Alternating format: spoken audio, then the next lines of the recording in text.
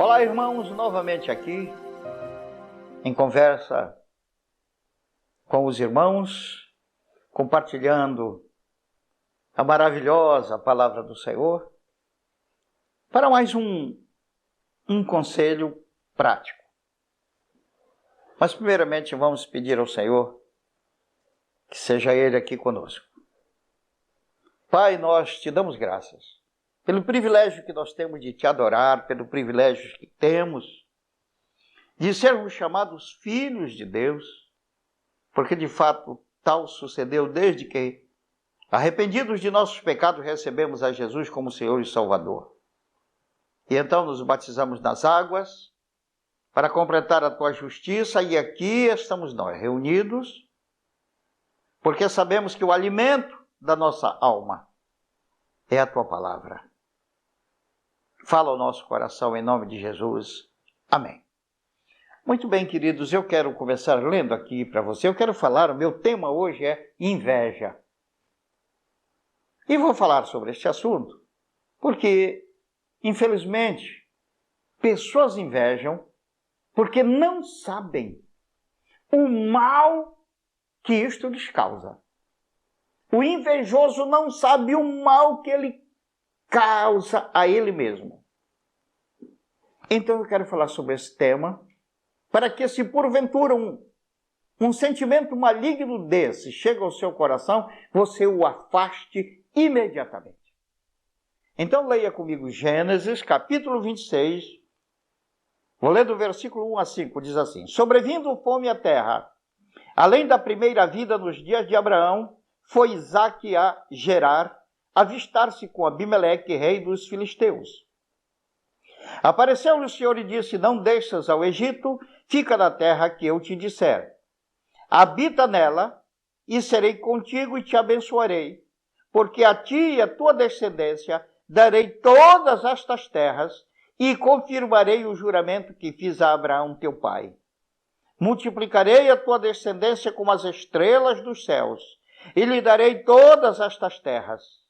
Na tua descendência serão abençoadas todas as nações da terra, porque Abraão obedeceu a minha palavra. Veja, a bênção de Abraão passou para Isaque. Porque Abraão obedeceu a minha palavra e guardou os meus mandamentos, os meus preceitos, os meus estatutos e as minhas leis. Isaque, pois, ficou em Gerar. Vamos pular aqui para o versículo 13. Enriqueceu-se o homem, prosperou, ficou riquíssimo. Este é Isaque. Possuía ovelhas e bois e grande número de servos, de maneira que os filisteus lhe tinham inveja.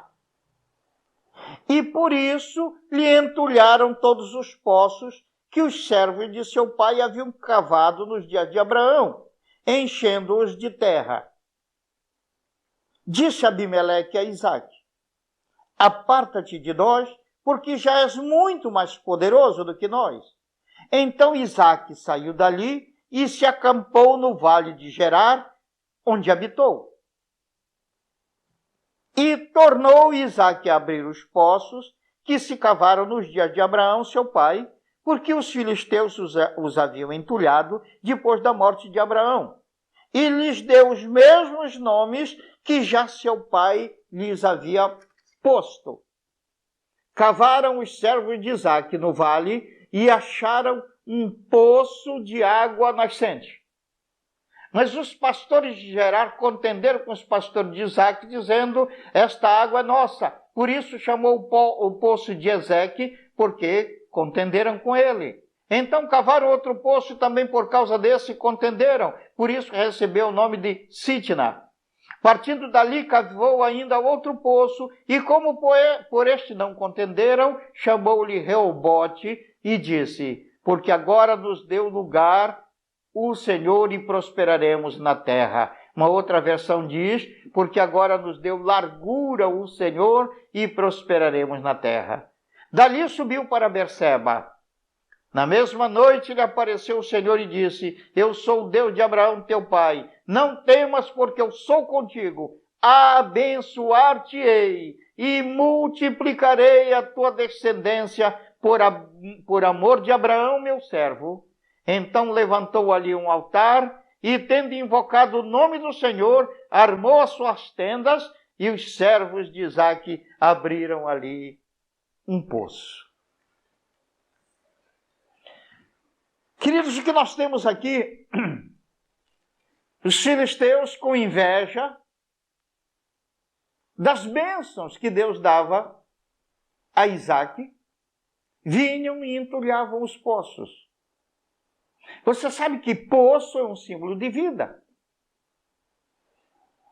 Para cavar um poço ali naquelas terras, precisava de, no mínimo, 14 metros escavados na rocha. Era um sacrifício brutal. E os filisteus cavavam e não encontravam água, mas vinha lá. Isaque encontrou, Abraão havia encontrado.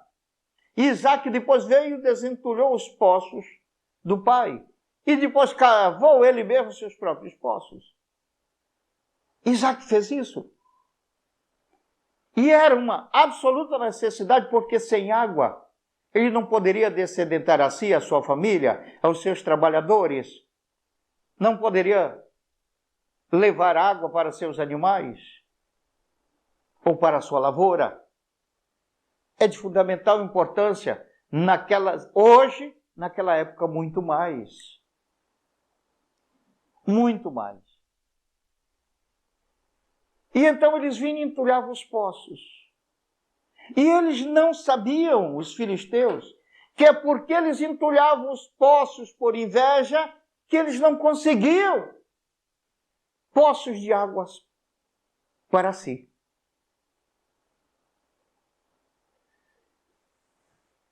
Vamos aprender aqui um princípio espiritual de tremenda importância.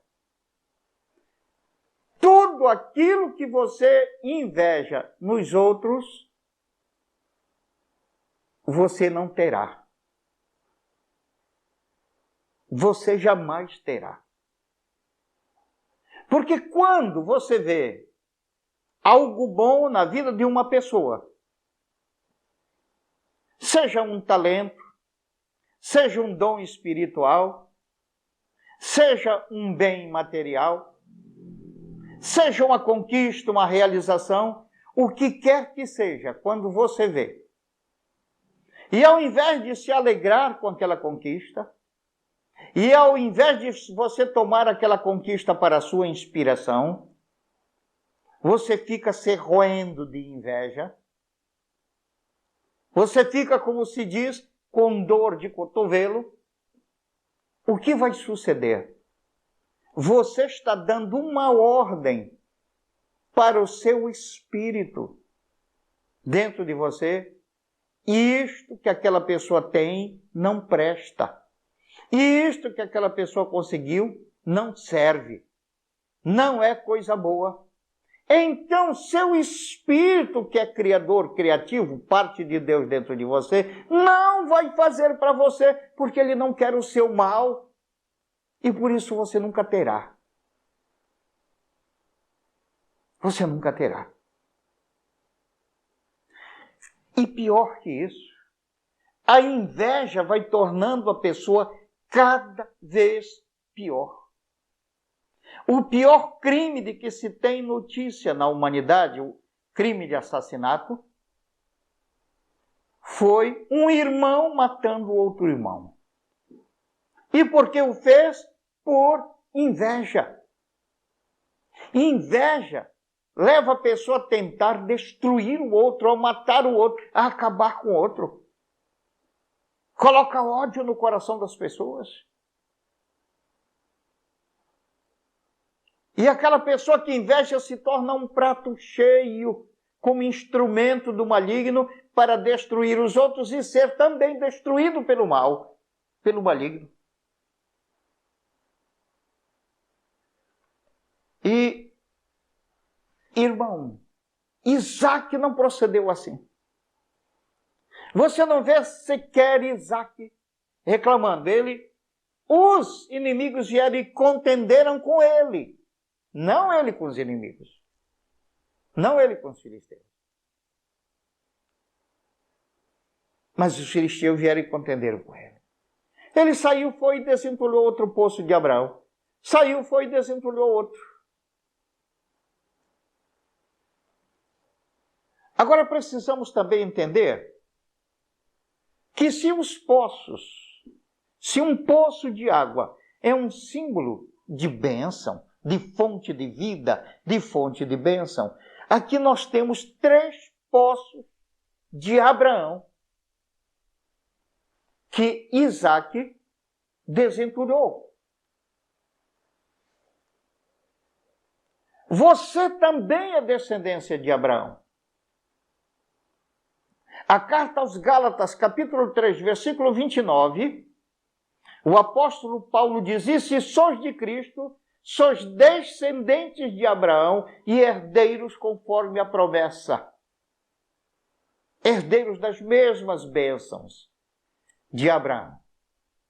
Somos herdeiros de todas as bênçãos de Deus. E então, se esses poços eram fontes de vida para Abraão, que poços eram esses? Porque sabe-se lá, se esses poços não podem estar entulhados na sua vida. E você precisa desentulhá-los. Em vez de olhar com inveja para outro, desentulhe os poços de vida de Abraão que estão dentro de você, se você já recebeu Jesus como Senhor e Salvador. Se não recebeu, está perdendo tempo. Receba Jesus. Alie-se a uma igreja evangélica. E então ali, procure se alinhar com Deus e seguir submissamente aquela autoridade para que as bênçãos de Deus repousem sobre você. Mas eu falei aqui em 3 poços.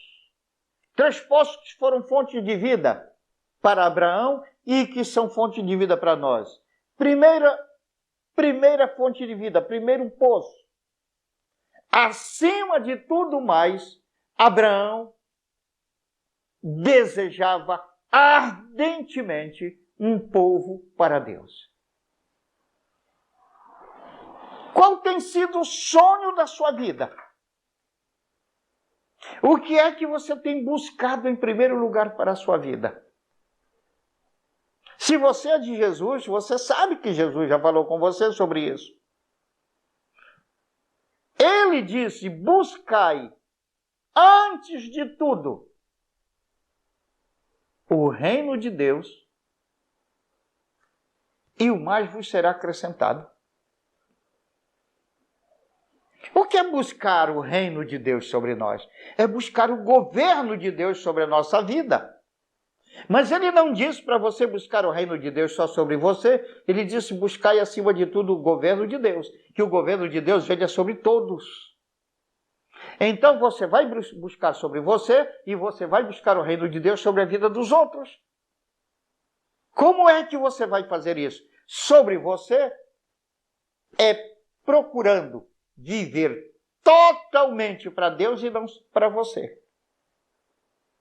E se submetendo à autoridade de Deus e às autoridades que Deus coloca sobre você.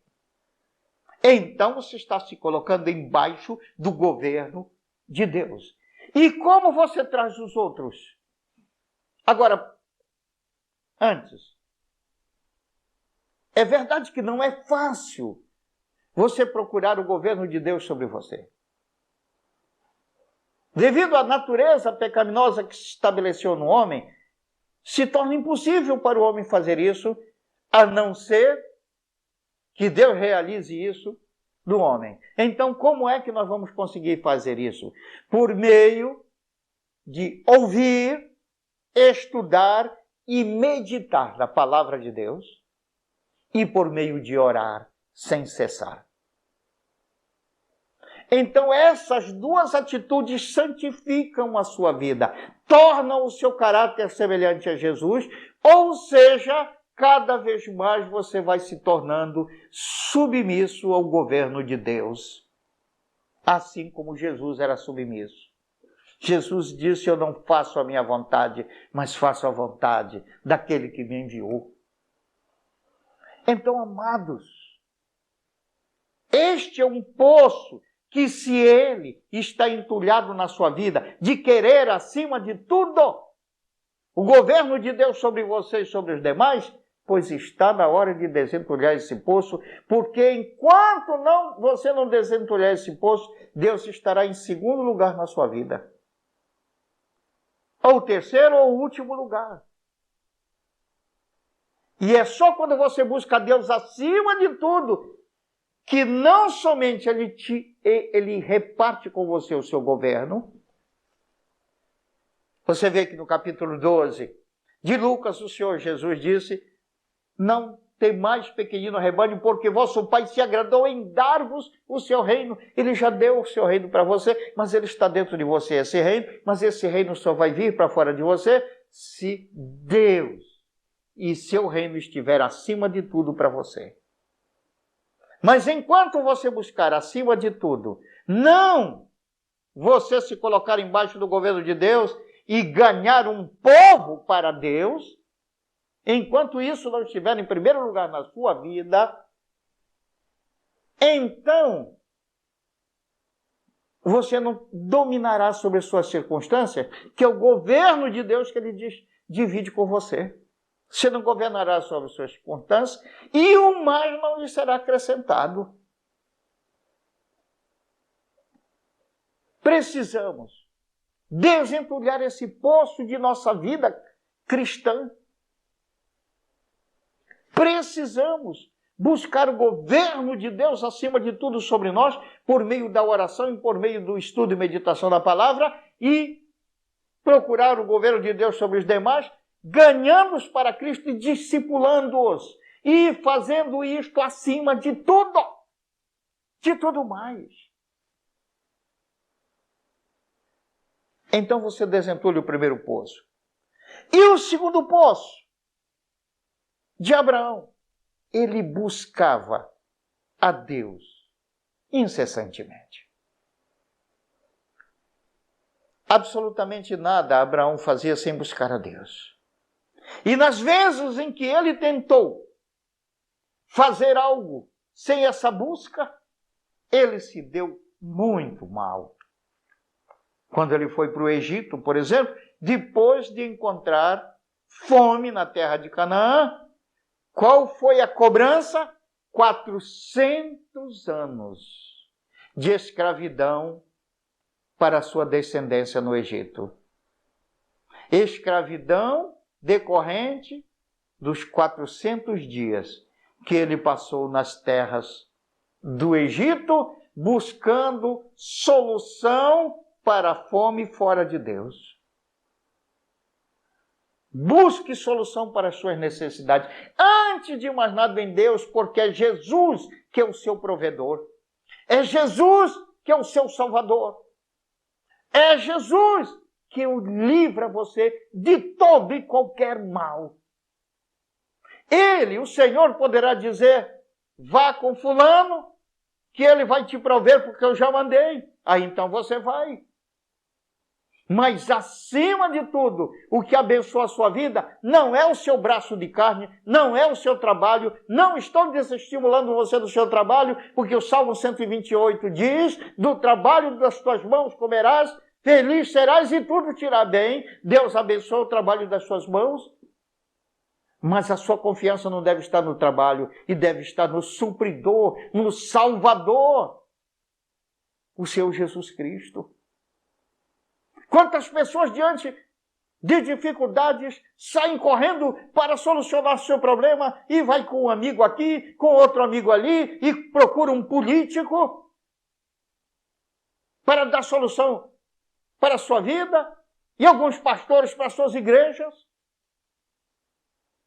Ao invés de buscar acima de tudo, em primeiro lugar, de buscar ao Senhor, que é o nosso Salvador.